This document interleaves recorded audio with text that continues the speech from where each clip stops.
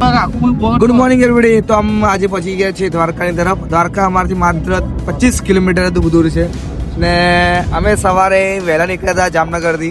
કાલે રાત્રો કાલે જામનગર એક મિત્રના ત્યાંથી હવે નીકળી ગયા છે અમારા બધા સાથે દ્વારકા। દ્વારકા માત્ર હવે 25 કિલોમીટર દૂર છે। અમે અહીંયા ટોલ ટેક્સ ને ક્રોસ કરી નાખ્યો છે અને દ્વારકા પહોંચવા આવ્યો છું। મિત્રો 11 વર્ષના પછી હું પાછો દ્વારકા જઈ રહ્યો છું। 11 વર્ષ પહેલા હું દ્વારકા ગયો હતો ત્યારે આજે ફરીથી 11 વર્ષના પછી ફરી જઈ રહ્યો તો આજે એ એક્સાઇટમેન્ટ ખૂબ વધારે મારી દ્વારકાની કે એ 11 વર્ષના અંત પછી મને આજે દ્વારકા જવા મોકો મળ્યો છે ફરી પાછો। કે કહેવામાં આવે ને કે દ્વારકાધીશનો હુકમ જ તો તમે આવી શકો, નકર તમે લાખ કોશિશ કરી દો કદી આવી ના શકો। તો બસ પહોંચવા આવ્યા છો એ એક્સાઇટમેન્ટ સાથે દ્વારકાધીશને મળવું છે। Let's go. બોલો દ્વારકાધીશ કી જય।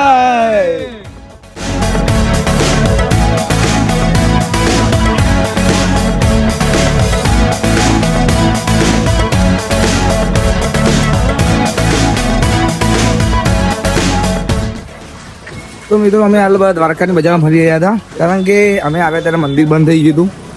મંદિર ખુલશે 5 વાગે જેવા, એટલે વિચાર્યું કે કાલ રાત અહીંયા રોકાવાના છો તો આજે દ્વારકા ફરી લઈએ ને કાલે ફરીશું, મંદિર દર્શન કરીશું અને આગળ જઈશું।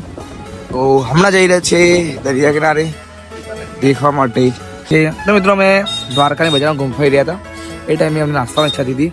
તમે જોઈ શકો છો અહીં સમોસા મળે છે, જે સ્પેશિયલ સમોસા છે રગડા સમોસા, રગડા પાઉં સમોસા દ્વારકાના શ્રી વાંકોલ કૃપા કઈ છે જગ્યા છે, તમે આવજો। મંદિરના સામેના ભાગમાં જ રસ્તો છે એનો, તમે જ્યારે આવતા હો તો મંદિરના સામેના ભાગમાં જ રસ્તો છે, એ સીધા આવશો તો રસ્તો મળી જશે। અહીંયાથી ચોક એ ચોકના બાજુમાં જ છે, એક વાર ટેસ્ટ જરૂર કરજો। તો મિત્રો આપણે પહોંચી ગયા છીએ દ્વારકાના દરિયા કિનારે। મિત્રો સાચું કહું હાલ મારું જે લોકેશન જોઈ રહ્યો છું એ એટલું જોરદાર છે, તમે ખાલી લોકેશન જુઓ, એકદમ ખૂબસૂરત અને બ્યુટીફુલ।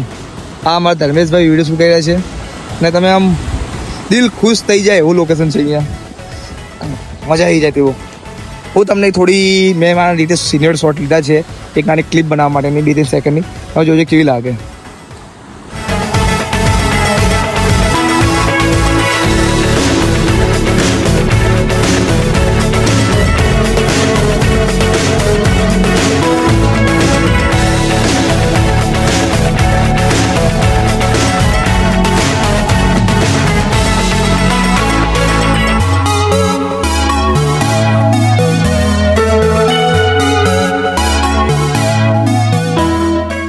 हाँ, ये जलपरी है? नहीं जलपरी नहीं, ये तो जलपरा है।